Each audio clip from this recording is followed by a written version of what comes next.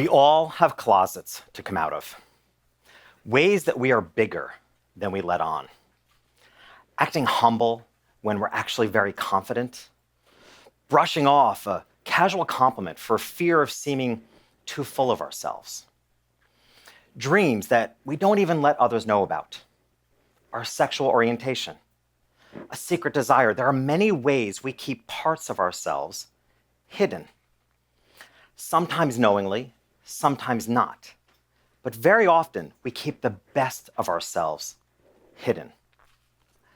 No matter how brightly we shine or levels of success we achieve, I'm convinced many of us keep significant parts of ourselves locked up, kept in a closet, just waiting to come out. Every time I see the commercial by a certain credit card company that asks, "What's in your wallet?" I want to ask, "What's in your closet?" So, what is in your closet? What parts of yourself are you holding back? And how would you like to go beyond what you currently believe you're capable of? Now, I know many of us are fully aware that we're holding parts of ourselves back, and some of us have no idea. And some of us are confident that we're living up to all that we're capable of, even exceeding our expectations. And therein lies the closet maker, expectation. Expectation, by definition, is a predetermined outcome. So how do you go beyond your current expectations of what you're holding for yourself? Our expectations set us up for a strong belief that something's going to look a certain way in the future. Like the walls of a closet, our expectations surround us with boundaries. Our expectations set us up for these strong beliefs that things are going to look a certain way in the future. And in fact, most of us grew up with a set of societal expectations that actually look exactly like we expect. As adolescents, we're expected to get a job. Most of us do. As new adults, we are expected to go out into the world and accomplish big things. Most of us do. As grown-ups, we're expected to get married and have children. Most of us do.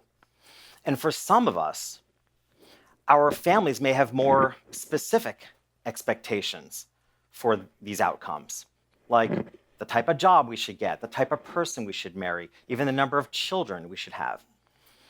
Expectations are set all the time, sometimes imposed on us by others, most often set by ourselves. And sometimes we rise to meet these expectations, and sometimes we rebel against them. But almost always, we're disappointed if we don't reach the imaginary boundary set by an expectation.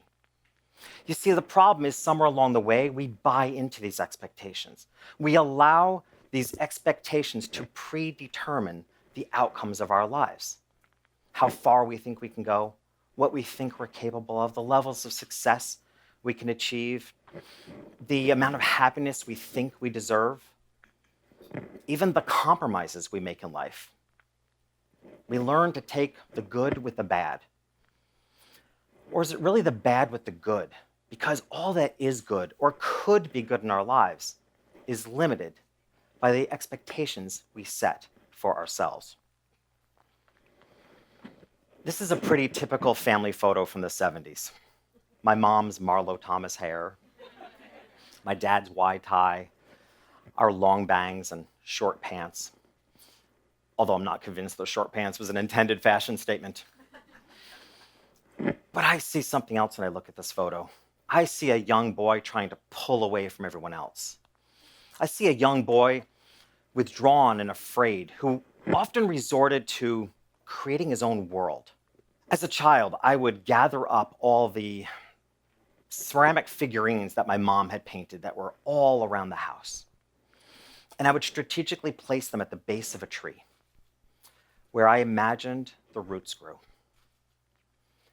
I would create an entire world above ground, but wishing that I and all these ceramic figurines lived underground, hiding, always wanting to be a few feet from everyone else. In this photo, I see a young boy who felt like he didn't belong, who didn't expect much of himself. Now, maybe you don't know what it feels like to feel like you don't belong, or maybe you do. Or maybe you're like countless people I've spoken to that have said they felt like the black sheep in their family, not sure how far they could go in life, not sure what to expect of themselves. Or hey, maybe you were one of the lucky ones, the confident ones, the cool kids at the cafeteria table, who were positive they would blow away everyone's expectations. Doesn't matter really, because we all have closets to come out of. Whether we feel limited by our own expectations or limited by the expectations of others, or we thought the sky was the limit, at the end of the day, an expectation is still a predetermined outcome. So no matter how far we think we're going to go, how big the goals we're going to set for ourselves, no matter how much we think we're going to exceed our expectations, the fact of the matter is it's just a step or two beyond what we predetermined we're capable of. We've predetermined the outcome, creating sort of these glass ceilings in our lives that we often bump up against, that maybe we put a crack in it, or at best, we bust through and we stand proudly atop the glass ceiling. But there we are, just a step or two beyond what we predetermined we're capable of. And there's more in you. There's more in all of us, just waiting to come out. So how then can we break free of these limiting expectations and live a life bigger than we ever imagined, perhaps even to what I call a life of awe? A life where you're awestruck at how far you've come. How can you break free and finally live up to your full potential? Or for that matter, learn to live a life that's bigger than counting your blessings, feeling grateful, and fulfilling your dreams, but a life where you are genuinely awestruck at how far you've come. Because you know what? For the young boy or girl who started out in life feeling like they didn't belong, they may not have very high expectations of themselves. But think about it. Regardless of our starting point in life, it's the expectations we have for ourselves, the expectations others have for us, that keeps us living in a closet. I certainly didn't expect to come out of the closet at 44 years old after having been married and raised 3 kids. And when I did, my mom said to me, in the only way my mom could, she said, "Do you think it's because you moved to New York City?"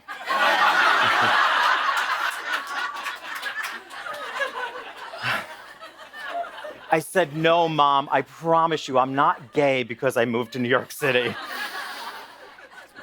But you know what? She wasn't entirely wrong. Because it was the first time I had ever lived amongst such a diverse community of people. People who would ask really probing questions like, "Are you sure you're not? Could you be maybe?" This collision between our own limiting expectations and the fact that others can see more in us than we can see in ourselves is what I call validation paradox. The paradox is that while we're trying to find our true selves and all that we're capable of, we are inherently limited by our own predetermined expectations. We actually need others who can see more in us than we can see in ourselves to bring out our best. We actually need others to unlock and open the door to our own closets in order to really exceed our expectations. In Africa, there's a term, Ubuntu, which loosely translates to "I am I because of we." This ancient term understood all along that who we become is a result of the people around us. That we need to surround ourselves with people who can see more in us than we can see in ourselves, who can see our potential, who can see us for our good and our bad, who can see our greatness and believe them. Think about how many times we've heard stories of people coming out, proclaiming their new truth, and no one around them is shocked. Saying things like, "Yeah, I kind of knew that. I was waiting for you to figure it out." How many times have we heard stories of people who defy the odds only to thank their teacher or mentor for seeing more in them than they saw in themselves?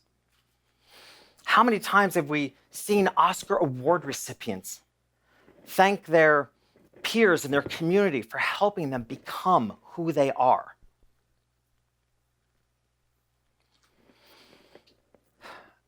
Maybe these closets we think we're hiding in are more like glass shower stalls, fogged up, but far more translucent than we realize. Look, I don't have any answers here. Coming out of the closet is hard. Reaching your greatness may be challenging. I just know that when we hold on too tightly to the way we expect life to look, it rarely does. But when we lean into the strengths of others, when we hear their words of praise and their voices of confidence, and we let them see us for our good and our bad and all that we are, it opens the door to an unimaginable amount of awe. Because when we dream alone, even our highest visions for ourselves are limited by our expectations. Even our biggest goals are too small. So what's in your closet? What expectations might be holding you back? What parts of yourself are you ready to let shine bigger, brighter, and bolder than ever before? What glass ceilings are you ready to shatter and let others set the bar for you because they can see more in you than you see in yourself? So go ahead. Come on out. Thank you.